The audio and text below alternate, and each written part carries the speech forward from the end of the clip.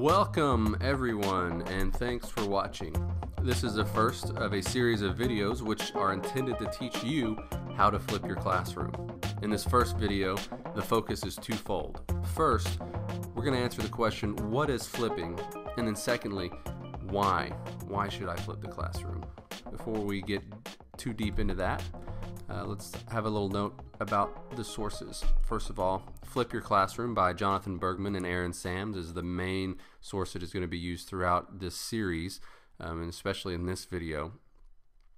Jonathan Bergman and Aaron Sams, they're the two guys who have spearheaded this flipping phenomenon in the last few years, and they wrote a book that came out this past summer, and that's what the cover looks like there. Secondly, there are a couple of statistics that are going to be thrown out there, and those are from this book, The Parent App, and it came out this past fall by Lynn Schofield Clark. Let's begin by talking about what the flipped classroom is not. Okay, it is not launching a course for your students to take while you sit in the back of the room eating Cheetos and surfing the web. This isn't meant to replace you as a teacher by any stretch of the imagination. You are still an integral part of the classroom. You just play a different role, more guide on the side rather than sage on the stage, a learning coach or a facilitator. Secondly, it's not easy. This is not the easy way out. In fact, in many regards, it is more difficult, especially on the front end. However, once you have compiled a list of videos and you get into the groove with this method, it can be so fun and rewarding that it actually seems easier. Third, it's not an online class. While much of the work can be done via the internet, students still meet every day at a brick and mortar building during normal school hours. Okay? That begs the question then, what exactly is flipping? Well, Jonathan Bergman and Aaron Sams answer it this way in their book, quote, "That which is traditionally done in class is now done at home, and that which is traditionally done as homework is now completed in class." However, it's not that simple. It is a little bit more difficult than that, and you'll learn that as we go on throughout this series. Okay, so now the core of this first video, why should I flip my classroom? Well, in their book, Bergman and Sams, they give several reasons. First, reach students where they are. Second, accommodate busy schedules. Next, differentiate instruction, give students more control, make class time more meaningful, and then change the teacher-parent relationship. We're going to go through each of these reasons to explain what they mean and why they are important. First of all, we want to reach students where they are. Our students are part of a generation that has grown up with technology in their hands. To approach them without technology is almost like speaking a different language to them. 95% of kids have internet access by the age 11. 75% of 12 to 17-year-olds have their own phones. The average age at which kids get a cell phone is 9.5. The average number of texts sent each month by a U.S. teen is over 3,000. Kids are so inundated with technology that after a few weeks of flipping, Bergman and Sams actually report that the wow factor was gone. It wasn't that their students didn't appreciate learning this way. Instruction via video just isn't that big of a deal to the students in the age of YouTube. Final thing that we're going to say about our digital students is classroom management changes. It actually improves. Bergman and Sams say that students are less likely to act out in class because they're too busy with hands-on activities. They either don't have an audience or they were no longer bored and were willing to dive into the learning. Secondly, we want to accommodate our students' busy schedule, and the flipped classroom does this very well. If a student is absent for a day or more, they will miss the direct instruction given while they are out. This holds true whether the student is absent for school activities, band competition or athletic events, or if the student is ill for several days at a time. In the non-flipped classroom, the traditional classroom, these students would have no way of knowing what happened in the classroom on that particular day. In the flipped classroom, however, students have access to the teacher-led instruction from anywhere, making it super easy and convenient for them to access and benefit from that which was done in class. Also, teachers are absent sometimes. Teachers have lives too. They get sick. They've got things to do. Imagine being able to leave a plan for your substitute that said something along the lines of play video A for the first part of class and then have students complete such and such seat work in response.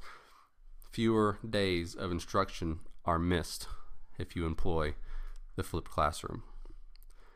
Next, let's differentiate instruction. Flipping not only makes differentiation possible, it makes it natural. The teacher spends the majority of class time walking around interacting with students. This allows them to speak with their students on a one-to-one basis, an individual basis, to check for understanding. For your more advanced students, as soon as they prove their understanding of a particular objective, you can decrease the amount of required work. Additionally, you can spend more time with each of your struggling students to determine exactly where their misunderstanding lies and correct them. Overall, the focus of your teaching will shift from teaching to the middle to teaching every student. Next, the flipped classroom gives students more control. According to research, when students have the authority to make choices, they are more likely to believe that the work is important, even if it's not quote-unquote fun. Additionally, they have the ability to fast forward or rewind your quote-unquote boring lecture. They can pause to take notes so they don't miss anything. They can play the video at 2x so it doesn't take quite as long. This gives them the sense of control that we're talking about, making it much more likely that instruction will be more meaningful. Speaking of making instruction more meaningful, the flipped classroom model does exactly that. Not only instruction, just the whole classroom experience. First of all, it's going to increase your student-teacher interaction. Bergman and Sams conduct mini lectures to groups of students who are struggling with the same concept. Additionally, since the teacher isn't at the front of the class commanding attention and rattling off everything students need to know, the teacher has time to walk around the room and engage students in various ways, checking for understanding, encouraging, mentoring, etc. Better student-teacher relations are a direct result of increased student-teacher interaction. Many teachers will tell you that teaching the content isn't their most important job.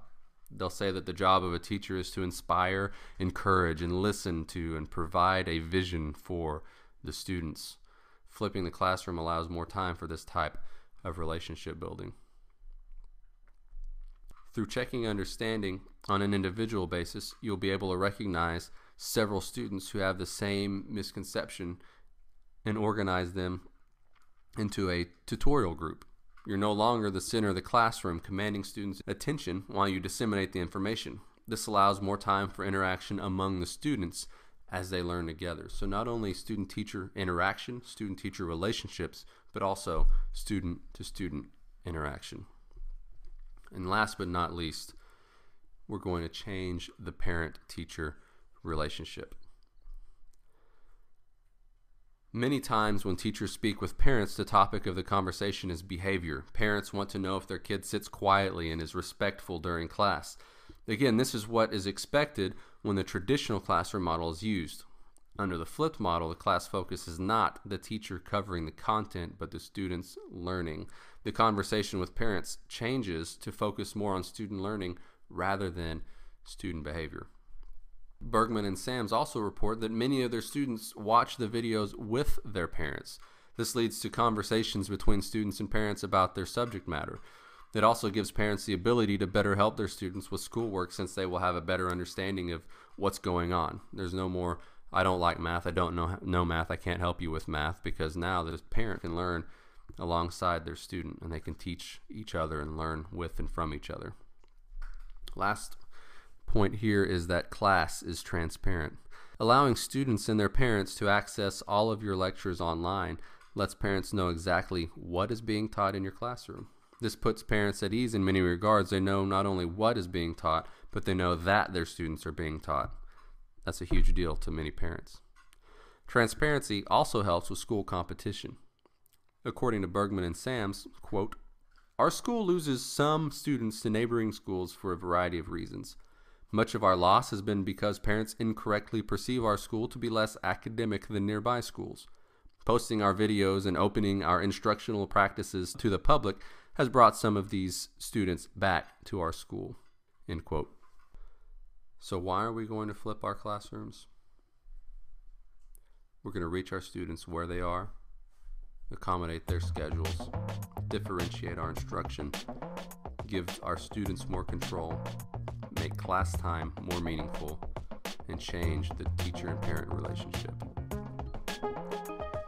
Now that you know the what and the why of flipping, take the quiz that appears underneath this video on Course Sites to test your knowledge of the flipped classroom.